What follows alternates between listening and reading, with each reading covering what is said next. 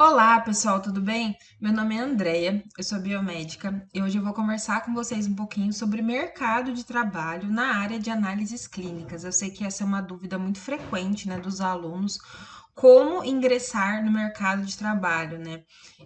E por isso eu resolvi conversar um pouquinho sobre esse assunto com vocês, tá? Esse é meu Instagram, para quem quiser acompanhar um pouquinho do meu trabalho. Vou começar me apresentando para vocês, né? Eu sou biomédica, me formei na Universidade de Marília no ano de 2019, saí da faculdade com habilitação em análises clínicas, trabalhei na área de análises clínicas durante 11 anos, né, até janeiro desse ano.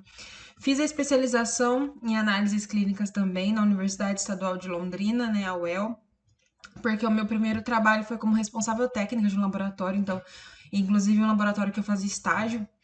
Logo que eu me formei, me chamaram para trabalhar lá e eu ficava muito insegura, né? Então, por isso que mesmo já tendo habilitação em análises clínicas, eu fiz a especialização. Recomendo para vocês, se é uma área que vocês querem seguir, façam a especialização, porque na graduação a gente acaba vendo um pouco de tudo, né? Acaba que na pós você consegue ver isso de uma forma mais concreta, tá? Fiz a especialização também em biomedicina estética, terminei em janeiro desse ano, por isso que eu parei de trabalhar com análises clínicas, né? Comecei a trabalhar com estética. E tenho mestrado pela Universidade do Estado do Rio de Janeiro em Biologia Humana Experimental. Terminei o mestrado em 2019, comecei a trabalhar com docência, é uma área que eu amo trabalhar, então hoje eu trabalho como professora, eu sou docente na Universidade Cândido Mendes, eu dou aula para o curso de estética, né, a disciplina de anatomia e fisiologia, leciono também na pós-graduação do Descomplica, então algumas disciplina de biossegurança, de protocolos clínicos, né, de doenças infecciosas, e também sou professora da pós-graduação NESA, que é uma pós-graduação em estética, né, aqui no Rio de Janeiro, tá? E tenho cursos de extensão na área de análises clínicas e também na área de estética, como eu falei para vocês, em janeiro desse ano eu concluí a pós e comecei a trabalhar com estética. Hoje, então, o meu trabalho é com a docência e com a estética, tá? Foi as áreas que eu escolhi de atuação por conta de eu conseguir ter uma disponibilidade de horários melhor, tá? Mas amo a área das análises clínicas, né? Trabalhei nessa área durante 11 anos, já trabalhei em hospital de grande complexidade aqui no Rio de Janeiro, já trabalhei em hospital de pequena complexidade lá no interior. Trabalhei em UPA, em posto de saúde lá no interior, então eu consegui ter uma visão, né, do que é o atendimento de SUS, do que é o atendimento de um laboratório particular pequeno, de um laboratório particular de um hospital com acreditação internacional. Então, por isso que hoje eu leciono muito nessa área, porque eu consegui durante todos esses anos trabalhando na área ter várias experiências, né? E eu gosto muito de passar isso para os meus alunos. Eu acho que é uma área maravilhosa de atuação, é uma área que eu gosto muito e por isso eu escolhi conversar sobre esse assunto com vocês, tá? Então, dentre as habilitações que nós biomédicos temos, a patologia clínica, análises clínicas, é uma das mais comuns, né? Uma das primeiras que nós conquistamos lá atrás. Então, algumas faculdades vocês já saem com habilitação, porque tem um estágio dentro da faculdade, igual eu tive. Em outras, vocês precisam buscar isso, né? Esse estágio extracurricular. Então, é sobre isso que eu quero conversar, começar conversando com vocês, tá? Quero trabalhar com análises clínicas. Como eu consigo, né? Primeiro, fazendo um estágio, né, supervisionado. Segundo, fazendo um estágio extracurricular. O estágio supervisionado ou estágio obrigatório da faculdade é aquele que você sai com habilitação. Então, você precisa ter as 500 horas de estágio, toda aquela documentação, né, de estágio obrigatório. O estágio extracurricular é um estágio que você não faz as 500 horas, mas você aprende muito. Foi o estágio que eu fiz. Eu não fiz o estágio obrigatório fora da faculdade. Mas eu aprendi muito, porque você aprende sobre a rotina do laboratório, sobre funcionamento, sobre atendimento. Em alguns locais você ajuda nessa parte de processamento de material também. Então vale muito a pena. E o que eu quero passar hoje nessa palestra para vocês é que tudo que você fizer na faculdade vale a pena. Tudo que você fizer vai ajudar na sua formação como profissional. E a gente precisa ter esse olhar profissional desde a graduação. Vocês precisam se enxergar como profissional já, porque vocês estão pagando uma faculdade, né? Vocês estão aí investindo todo mês. Então, fazer uma faculdade, gente, não é só estudar para passar na prova, tá? Todas essas experiências, todo o conhecimento que vocês estão adquirindo, vocês vão usar lá na frente. Então, pensem nisso todo dia, na hora de assistir aula, na hora de estudar, tá? Não deixa para estudar em cima da hora, porque todo esse conhecimento que você está adquirindo agora vai fazer a diferença lá na frente, tá? Então, uma outra opção também é você fazer a pós-graduação em análises clínicas. Como eu falei para vocês, eu fiz a pós-graduação, eu já tinha habilitação, porque eu tinha o estágio dentro da faculdade, mas como meu primeiro trabalho foi como responsável técnica, eu queria ter uma experiência, né? Eu queria ter mais experiência, eu queria ter um embasamento maior para trabalhar naquela área. Então, eu terminei a graduação, fiz um ano de pós-graduação depois, tá? Bom, vou começar conversando com vocês agora também sobre os setores do laboratório, né? Existem várias formas de você trabalhar dentro de um laboratório. Então, vamos começar pelo setor de coleta. O setor de coleta é o primeiro setor lá do laboratório onde a gente irá adquirir, né? Iremos adquirir esse material que faremos a nossa análise. Então, o sangue é onde o paciente também ele recebe as instruções para ir fazer a coleta de urina, para levar o potinho para fazer a coleta de fezes também. Existe uma equipe ali de coleta que presta essa orientação para os pacientes, tá? Então, é uma etapa que a gente tem que tomar muito cuidado, porque para você ter um resultado correto, você precisa ter um material correto, né? Eu falo muito isso para os meus alunos. Equipamento não pensa. Hoje a maioria dos laboratórios é automatizado, mas o equipamento ele não pensa. Se você colocar água lá, ele vai liberar um resultado. Qualquer coisa que você colocar lá, ele vai liberar um resultado. Então é você que tem que saber se a amostra que você está utilizando para análise é a amostra ideal. Então aqui, ó, coloquei uma fotinha para vocês. Existem vários tubinhos, né, onde são feitas essas coletas de sangue. Então esse, por exemplo, aqui que ele está segurando é o tubinho com citrato de sódio, que é o tubo utilizado para as provas de coagulação, para os exames de coagulação. Por quê? Porque além de atuar como um anticoagulante, ele também mantém os fatores de coagulação. Então, por isso que ele é utilizado, né, para exames de coagulação, porque a gente consegue dosar esses fatores. Existe outro tubinho aqui, ó, esse tubinho com a tampa roxa, que é utilizado na hematologia, no hemograma, por exemplo. Esse tubinho nós temos o EDTA. Então, o EDTA, além de ser um anticoagulante, ele também ajuda a manter a forma das células. E por isso que a gente usa ele no hemograma, por exemplo, porque no hemograma a gente faz a contagem das células, né? E aqui vamos para outro setor, então, o setor de hematologia, olha, onde nós fazemos o hemograma, grupo sanguíneo, né, que é a tipagem sanguínea, VHS, vários exames hematológicos. Outro setor aqui é a bioquímica, onde nós fazemos a dosagem de alguns analitos, como sódio, potássio, cloro, ureia, creatinina, magnésio. Cada laboratório, pessoal, trabalha com algum tipo de equipamento, tá? Alguns equipamentos são mais modernos, então tem mais analitos, outros nem tanto. Isso vai depender da demanda de cada laboratório, porque cada equipamento você tem que ter kits específicos, você tem que ter manutenção, você tem que ter calibrador, controle de qualidade. Então, muitas vezes, se um laboratório ele não tem uma demanda muito grande de rotina de amostras ali, não vale a pena você ter todos aqueles kits, né? Então, você acaba terceirizando, é o que a gente chama de laboratório terceirizado. Você faz uma parte da sua rotina ali, o resto você envia para um laboratório parceiro, né? Isso é bem legal também, porque muitas vezes a pessoa ela tem aquele pedido médico ali com 20 exames, por exemplo. Se você não faz um, a pessoa não vai querer fazer a coleta ali e fazer a coleta em outro, ela não vai querer ser furada duas vezes, né? Então é legal o laboratório ele ter esse laboratório de apoio também, onde ele envia, né, essas amostras para que seja feito esse exame. Setor de urinálise, onde nós fazemos a análise da urina, analisamos, né, o sedimento da urina, analisamos a urina de 24 horas também, quando o médico solicita. Existem vários exames feitos na urinálise, tá? Parasitologia, microbiologia, imunologia e hormônio. Olha, aqui na parasitologia nós faremos então análise das fezes, nós fazemos o exame de sedimento, sangue oculto. Aqui na microbiologia, nós avaliamos as amostras em relação à cultura, né? Se nós temos alguma infecção. Então, por exemplo, no caso de uma infecção de urina, o paciente chegou ali na emergência e o médico não sabe o que o paciente tem. Ele suspeita de uma infecção de urina. Ele pode pedir, por exemplo, um hemograma e um exame de urina. E o exame de urina ele pode pedir um exame, né, que será feito ali no setor de urinálise, e o de cultura. O que que é a cultura de urina? A gente vai utilizar meios de cultura específicos, semear aquela urina e ver se tem o desenvolvimento ali naquele meio de cultura ou crescimento de alguma bactéria, tá? Isso confirmaria um diagnóstico de uma infecção, por exemplo, e depois a gente conseguiria fazer um antibiograma. O que é o antibiograma? É você analisar essa bactéria, né, e identificar quais antibióticos ela é sensível e resistente. Assim a gente consegue passar para o médico qual antibiótico ele pode indicar para aquela paciente, tá?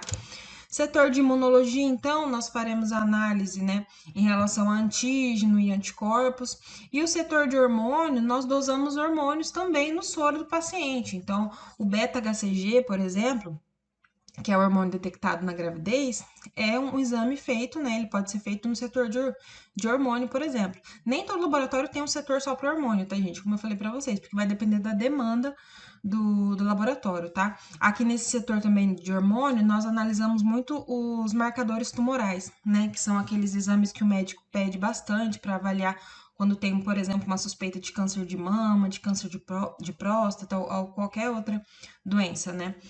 E também o setor de genética, que nem todo laboratório tem também, é um setor mais específico, né? Só laboratórios maiores que possuem isso, onde nós fazemos análise do DNA, tá? Então aqui fiz uma tour pelo laboratório com vocês. E uma dúvida frequente dos alunos, né? Ah, eu só gosto de hematologia. Será que eu posso trabalhar só com hematologia? Olha, gente, quando um laboratório ele te contrata, o laboratório ele quer um funcionário, um gestor de um laboratório, por exemplo, vai te contratar. Ele quer uma pessoa que ele possa contar, tá? Então é muito difícil você estar dentro de um laboratório e você só fazer o que você quer, porque você é funcionário do laboratório, você não vai ser funcionário da hematologia, por exemplo. Eu já trabalhei com colegas assim, que queriam ficar só em um setor. E isso é ruim, porque você não aprende outras coisas, você não é uma pessoa que a sua equipe pode contar. Então tenham esse olhar aberto, sabe? Aprendam. Eu sempre tive isso dentro de laboratório, porque eu sempre quis agregar naquele ambiente. E óbvio que muitas vezes a gente não é valorizado, mas eu acho que quanto mais a gente aprende, quanto mais a gente agrega na nossa vida, mais oportunidades aparecem. Foi isso que aconteceu comigo e eu tenho certeza que vai acontecer com você também. Então, se você entrar dentro de um laboratório para fazer estágio, para trabalhar, não fique só ali no seu quadradinho, sabe? Seja a pessoa que a sua equipe possa contar. Se ali não for uma oportunidade legal para você, você vai conseguir um emprego melhor porque você é um bom profissional, tá bom? Então, além de todos aqueles setores que eu conversei com vocês, existe também a questão de gestão laboratorial, né? Então, tanto a questão de gestão da qualidade, o que é gestão da qualidade? É uma série de controles e de planilhas que nós utilizamos para avaliar a reprodutibilidade desses equipamentos. Então, como que eu sei que um equipamento está funcionando da forma correta? Como que eu sei? Com a gestão da qualidade. Então, eu vou passar controle de qualidade ali, eu vou fazer manutenções para ter a certeza de que aquele meu resultado está correto, tá? Então, se o meu equipamento reproduzir aquele controle de qualidade, quer dizer que o resultado condiz com a clínica do paciente também, é um resultado real, tá? Então, existe uma pessoa dentro do laboratório que cuida dessa parte de gestão, tá? Isso depende do laboratório. Ou esse serviço será distribuído, né, dividido entre os funcionários, ou ter uma pessoa responsável por isso. Eu acho que o certo é ter uma pessoa responsável por isso. Inclusive, a minha última função dentro do laboratório que eu trabalhava era trabalhar com gestão da qualidade. Então, eu chegava de manhã, eu pegava os controles que o pessoal do plantão noturno passou dos equipamentos, eu avaliava se estava ok, se não estava, se precisava fazer alguma manutenção, se o controle estava vencido, se tinha algum equipamento com tendência. Eu trabalhava também com a parte de educação continuada dos funcionários, então é legal sempre ter treinamento com os funcionários em relação à manutenção dos equipamentos, em relação a interferências, tá? E existe também a parte de gestão de processos operacionais. Então, existe um gestor do laboratório, né, um responsável técnico, uma pessoa que cuida da parte de gestão. E nós, biomédicos, podemos trabalhar com isso também. Então, se você gosta dessa área laboratorial, mas você não se vê lá na bancada, né, fazendo a análise, você pode trabalhar na parte de gestão também, tá? Tanto com a parte de gestão laboratorial, quanto com a parte de gestão da qualidade, tá? Existe inclusive pós-graduações, né, nessa área, tá? Então, o biomédico, ele pode trabalhar na parte de análise, né, ajudando no diagnóstico de doenças, fazendo os exames. Ele pode trabalhar na parte de conferir, né, liberar os laudos, né. Existem laboratórios onde você tem vários técnicos que ficam na parte técnica e você tem um biomédico ali que fica liberando o resultado. Existem laboratórios assim. Outros laboratórios só tem funcionários de nível superior ali dentro e os coletores, né, os técnicos de laboratório na coleta. Isso vai depender do laboratório, não existe uma regra para isso não, tá? Então pode ser que você fique na parte de análise ou que você fique na parte de conferir e liberar os laudos. E existe também a parte de gestão. Então, como eu conversei com vocês, gestão da qualidade e gestão laboratorial. O biomédico também pode trabalhar. E o biomédico, inclusive, pode ser responsável técnico de laboratório, assim como o farmacêutico, né, com especialização em análises clínicas, o biólogo também com especialização em análises clínicas também pode ser responsável técnico de laboratório. São profissionais de nível superior que possuem habilitação em análises clínicas. Então, o biomédico pode, o biólogo e o farmacêutico, tá?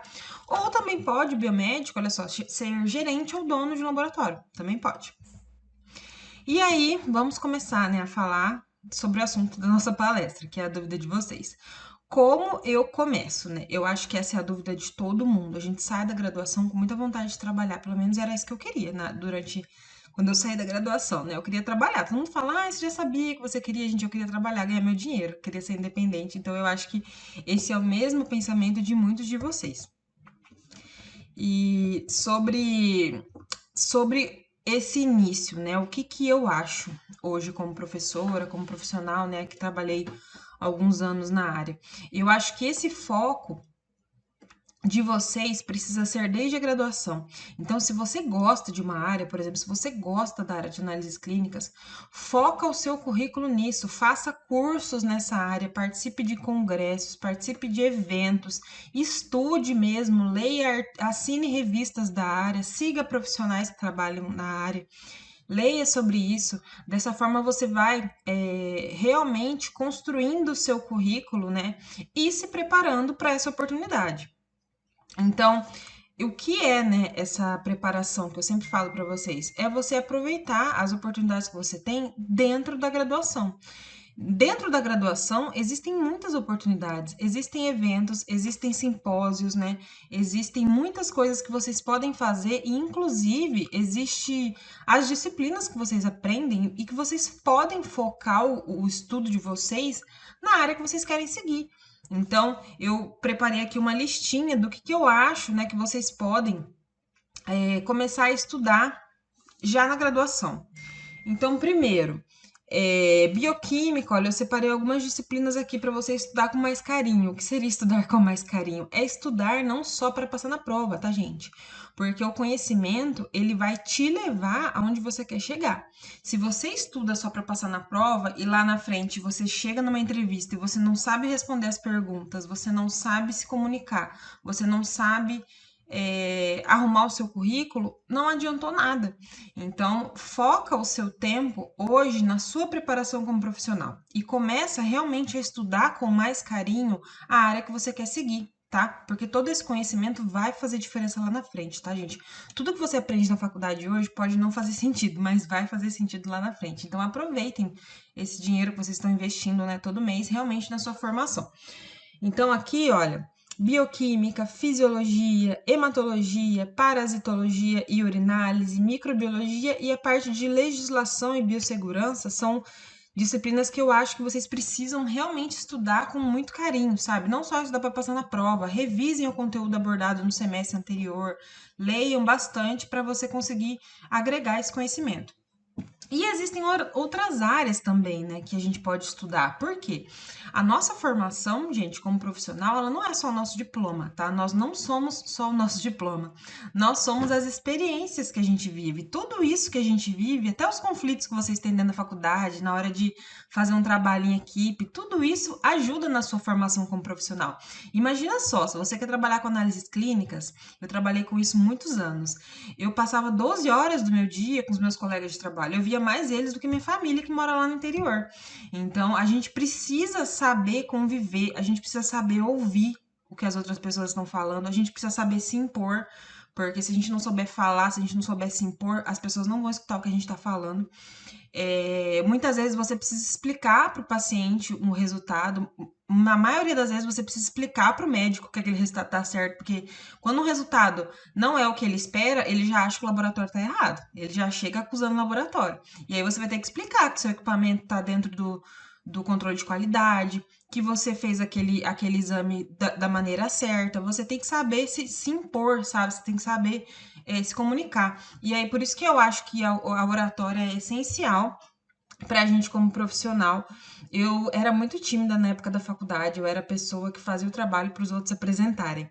Mas eu sempre aproveitei muito as oportunidades dentro da faculdade e eu fui monitora, todos os anos eu era monitora de alguma coisa.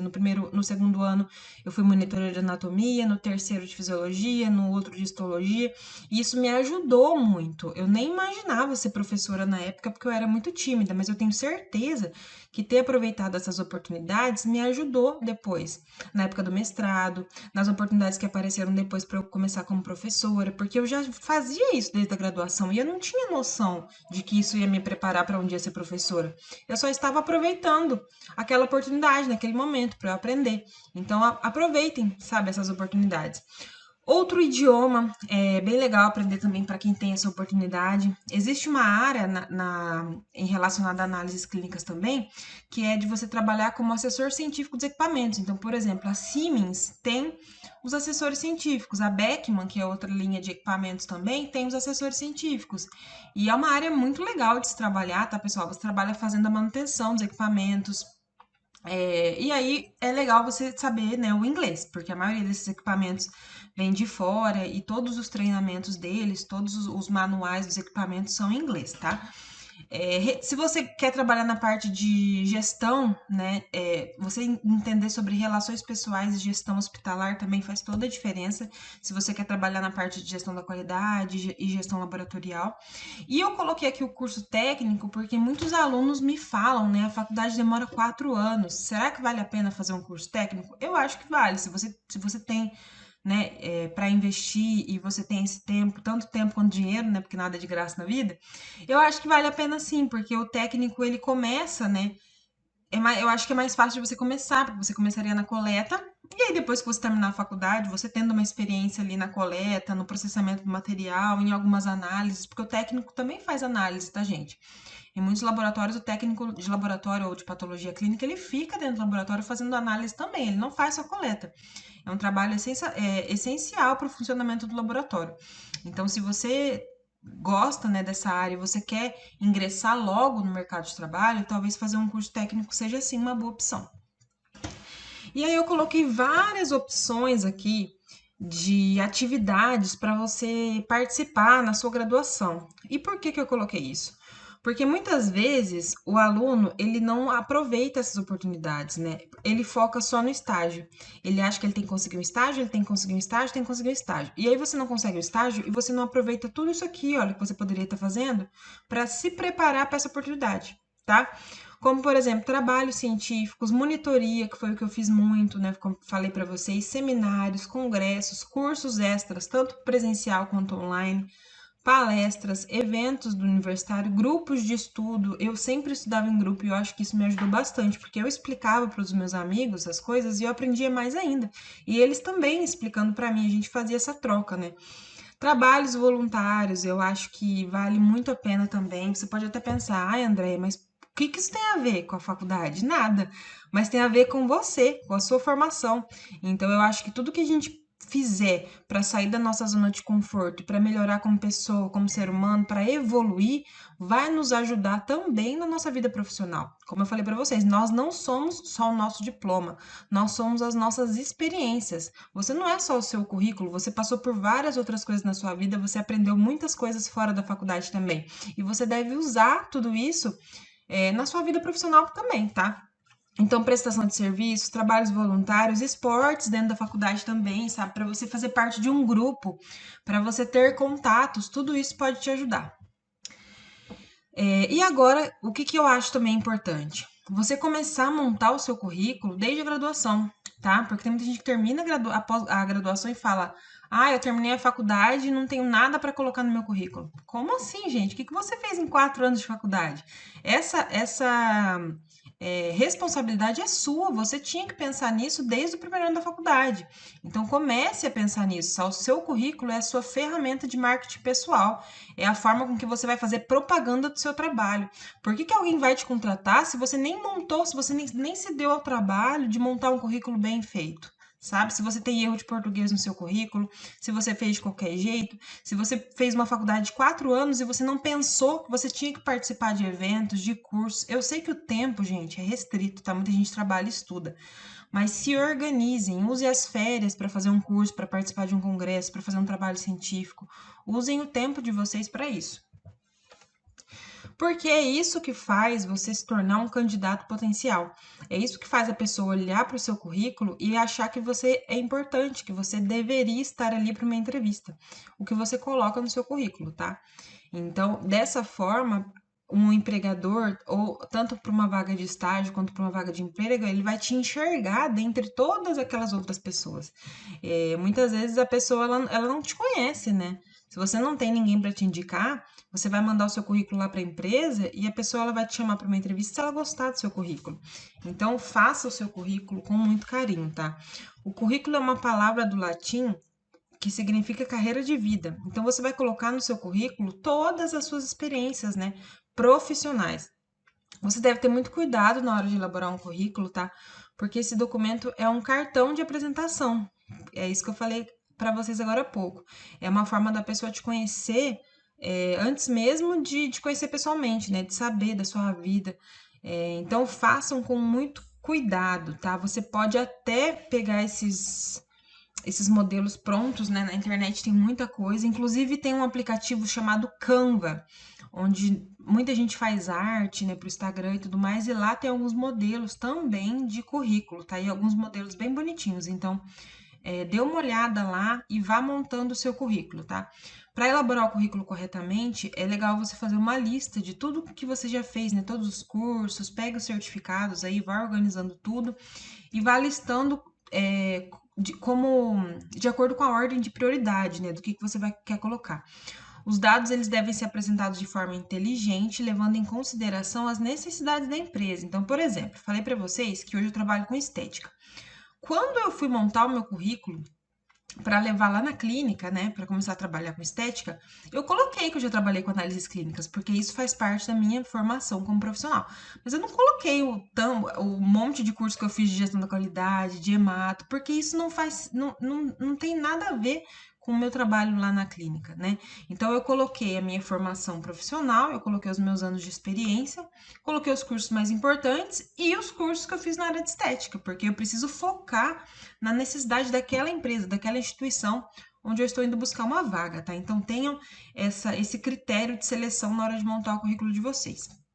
Não tem problema você usar um currículo base, tá?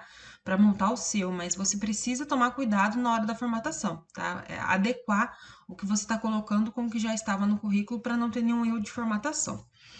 Sobre informações pessoais, o legal é você colocar seu nome completo, o bairro onde você mora também é legal colocar.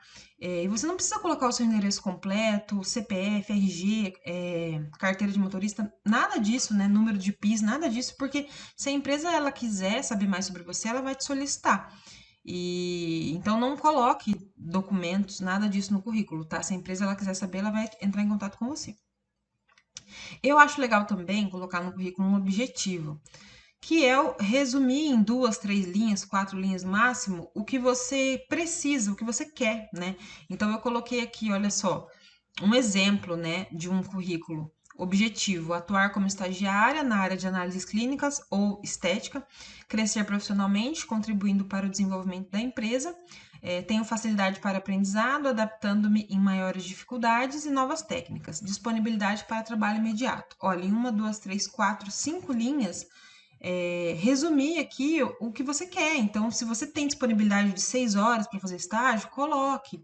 Se você tem facilidade em alguma coisa, se você sabe, por exemplo, mexer em algum programa de computador, se você fala outra língua, coloque aqui um resumo sobre você, tá? Em relação ao perfil profissional, você também vai resumir as suas habilidades de conhecimento, né? Colocar projetos que você participou também. Formação acadêmica, você vai colocar da mais recente para a mais antiga. Então, por exemplo, você vai colocar o ano, a faculdade que você está fazendo, o período, e depois, se você tem outra faculdade, se você tem um curso técnico, você vai colocando embaixo, tá? E coloca a data de conclusão também. Então, se você já fez um curso técnico, você concluiu, sei lá, em 2015, coloque a data que você concluiu, coloque o período da graduação que você está e a previsão de conclusão, tá?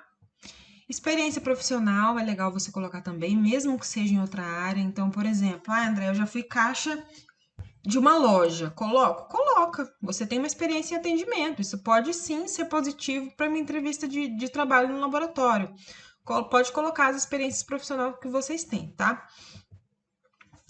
E sempre tomando muito cuidado, gente. O currículo, ele é lido por alguém que não conhece você e que precisa ser convencido. Então você precisa convencer essa pessoa de que vale a pena ela te chamar para uma entrevista de emprego, uma entrevista de estágio.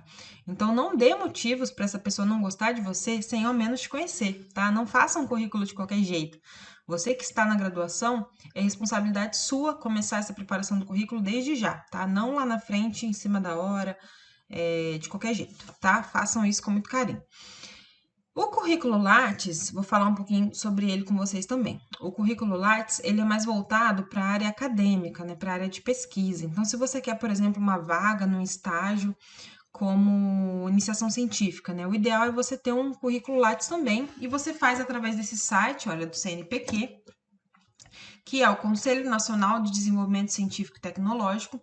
Então, é uma plataforma, né, que é responsável por essas inovações, por essas comunicações e também por expor, né, a atividade desses pesquisadores. Então, você vai entrar aqui no site do CNPq, você vem aqui em cadastrar novo currículo, e aí você vai colocar as suas informações, tá? É bem didático.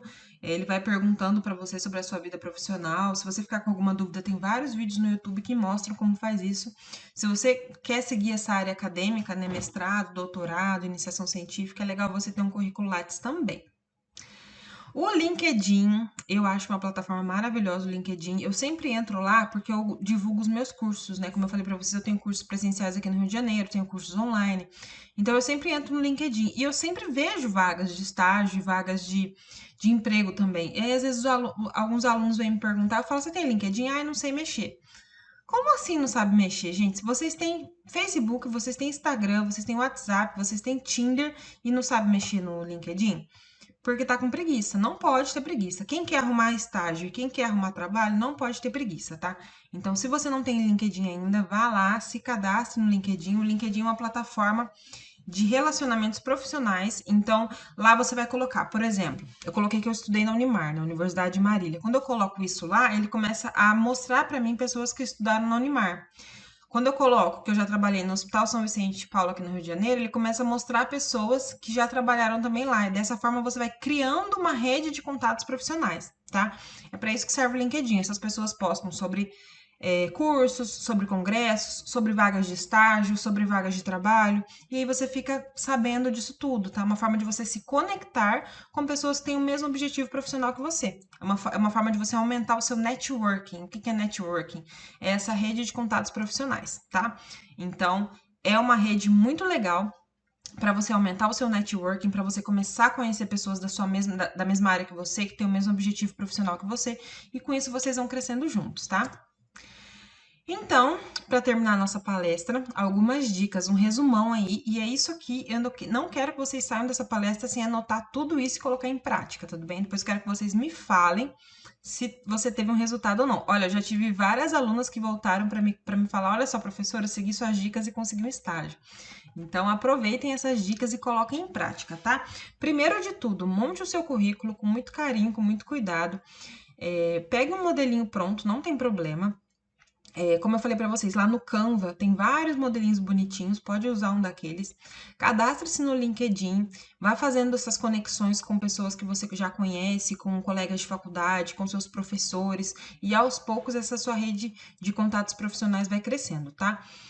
Faça cursos online ou ou presenciais. Gente, eu acho tão legal, eu tenho cursos presenciais aqui no Rio de Janeiro, eu acho tão legal esse networking que acontece nos cursos. Eu já tive alunas que uma indicou a outra para vaga de estágio, e eu sempre lembro das minhas alunas também quando eu recebo alguma vaga. E eu acho muito legal isso, porque a gente se conhece. É bom para nós, professores, e é bom para vocês, alunos, também. Então, se esforcem para participar de algum curso na área que você tem interesse, tá? Procure trabalhos voluntários, monitorias, seminários, como eu falei para você. Todas essas atividades que você faz dentro da graduação vai te ajudar no seu desenvolvimento como profissional, tá? E a última, mas não menos importante, acompanhe nas redes sociais profissionais que já trabalham na área. Essa é uma forma. Hoje tem muitos profissionais, né? Assim como eu divulgo, eu mostro bastante da minha rotina hoje na clínica. Antes eu mostrava no hospital, mas hoje eu mostro na clínica e em relação aos cursos, porque é a minha vida hoje. Muitos profissionais fazem isso também na área de análises clínicas, então é uma forma de você ter contato com um profissional que já trabalha na área, é uma forma de te incentivar também, de você ter dicas, né, de coisas que são importantes para você chegar lá. Então, usem as redes sociais para isso, tá, gente? As redes sociais, elas estão aí para nos ajudar profissionalmente também, para você se expor como profissional, para as pessoas te enxergarem. Quando você se coloca num lugar de destaque, você acaba tendo contato com oportunidades, sabe? Não usa a rede social para ficar cancelando pessoas que você nem conhece, para ficar stalkeando as pessoas, use a seu favor, tá? É o seu tempo, use o seu tempo para o seu crescimento profissional e eu tenho certeza que você vai conseguir essa oportunidade que você tanto quer lá na frente, tá? Bom, chegamos ao final da nossa palestra. Eu espero muito que vocês tenham gostado.